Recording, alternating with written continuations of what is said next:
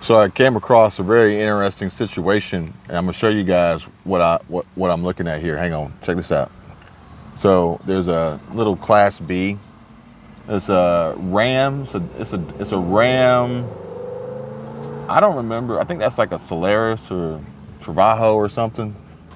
I'm not up on my Class B van life game because I haven't been in the market for a little over a year since we bought our Mercedes.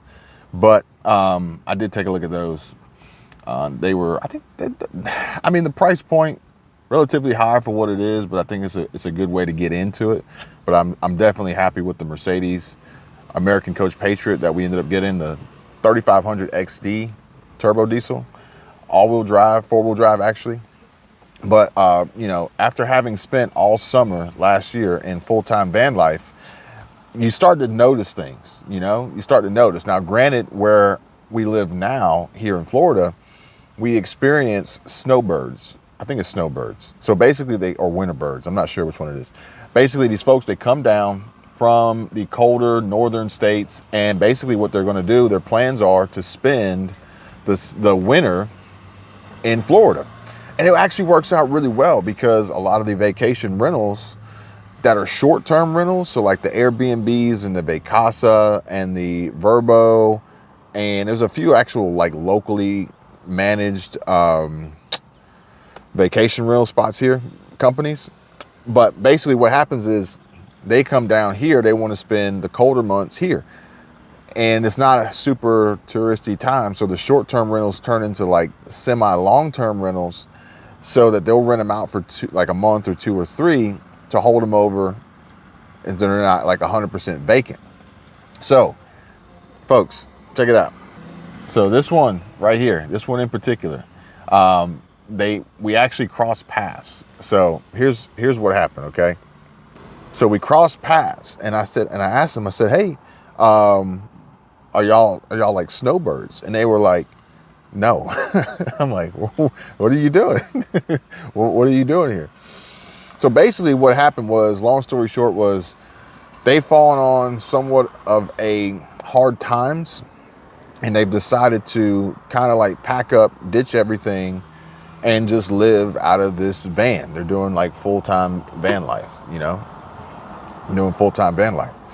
And what they said was that they noticed, they were likely to be put in a position to be laid off and literally burn through all their resources, burn through their money, their savings, their retirement, their investments.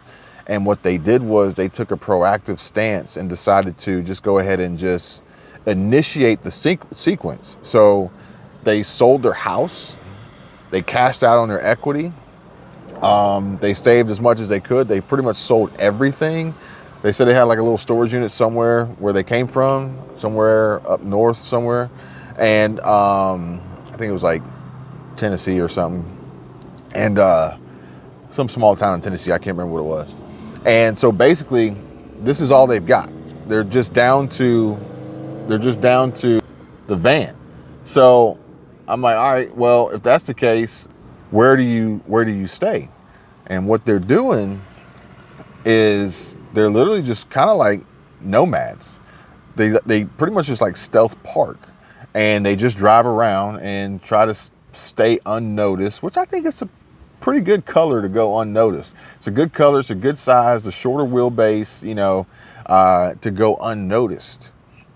And they just kind of lay low, and they're just saving money, they're stacking cash, they're being smart with their money, they're investing, they're actually building businesses, by the way, and just trying to keep their head above water and not fall victim to the economic collapse that is likely to come for so many. And it's like, well, how do you do that? Well, what they did was they ended up starting online businesses. So as long as they have access to the internet, they can work from the van and or from anywhere in the country and or the world, because they said that they've actually taken the van and they've driven to Mexico, which was on my list. But Mexico recently has been in the news for a lot of kidnappings and a lot of violence. So I'm not going down there with the Mercedes. I'm not that not gonna happen. They ain't gonna let me cross the border with my now or soon to be illegal, short barrel rifle, which is actually just an AR-15 pistol, but that's neither here nor there. But they're not the only ones, because I've seen a few others riding around here and kind of stealth parking. And granted, Walmart used to be the place where you could pull it off, but a lot of Walmarts have actually terminated and canceled it. Real bad news for the van life community, for the traveling nomad community, for the RV community, because Walmart, along with Cracker Barrel, were places you could park overnight, no questions asked, no problem. Now, granted, you didn't have waste and you didn't have power, but at least you had somewhere you could park without getting that knock, in the middle of the night. And it was lit, well lit, typically. Sometimes maybe security, but ultimately there was a problem with a bad fire that was started in somebody's camper or RV at a Walmart that I'm not sure if it resulted in any deaths, but it was a big problem from somebody who left their camping stove warm and then packed it under some blankets and then went inside the Walmart, and then it caught on fire. And I think the kids were inside the RV or the van at the same time. It was terrible. So Walmart, much like all the other problems that they've got going on, are trying to reduce and limit their liabilities. So they were like, look, we're gonna end it. You can't park here anymore. And folks, this is like, pay attention. These are the warning signs. These are the key indicators of what is happening on a regular basis, that businesses and business owners and the executives, the CEOs, the CFOs, the COOs, they're sitting at these long boardroom tables in these high-rise, expensive office buildings, and they're saying, look, how do we make more money and how do we spend less money? Because we're making good money here. We're selling the crap out of this stuff from China. Food prices are going up. We're making a killing on food prices. We're operating off of margins, and people got to have it. So we're going to raise the price. Eggs are through the roof. Huge profit center for us. But much like we should all be doing the same, make more money, spend less than you make, they're thinking to themselves, how do we limit our risk? How do we lower our liabilities? How do we reduce theft? How do we reduce this? How do we improve our loss prevention strategy? How do we eliminate payouts and claims and lawsuits and just stop these things from happening so we can continuously make more money?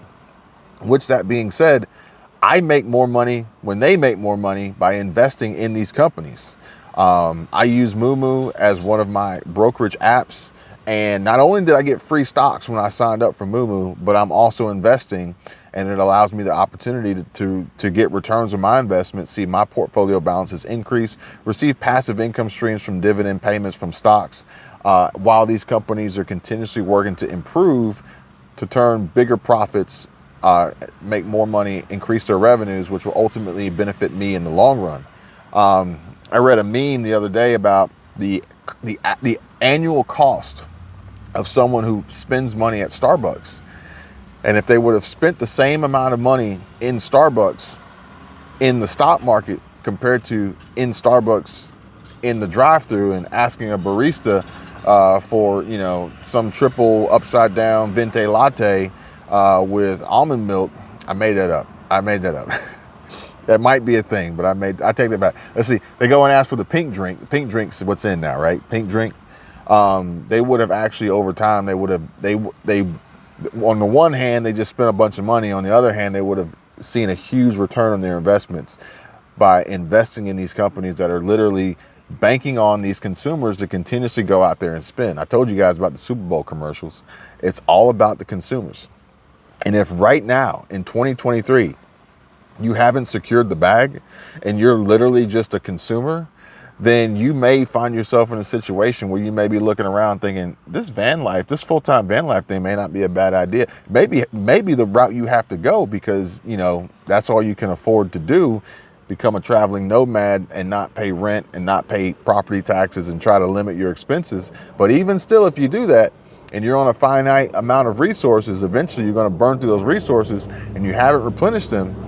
Now you're going to be in a situation where you're more so homeless than a traveling nomad. You're more so homeless than full-time van life on the road. And honestly, folks, 2023, 2024, if I could get away with it, I would do it. I'd do it in a heartbeat. I'd lower my expenses. I have no rent. I have no mortgage. I'd work from the road. I'd make a ton of money. I'd increase my business expenses by doing it, lower my taxable, my adjusted gross income, my AGI, and reduce my tax liability.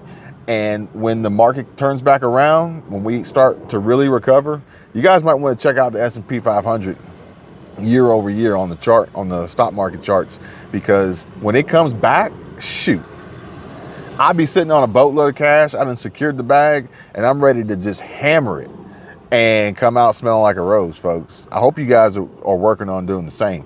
And if not, please feel free to reach out to me if you got any questions. I love to help you guys out. I'm an open book. Free links in the description to help you guys out. If you want to contact me, connect with me on Patreon, feel free, links down there. You know, and then engage with one another in the comments and in the chat, because we as a community, as a network, as a family can all help each other, folks. You guys take care, be safe. I'll see you real soon.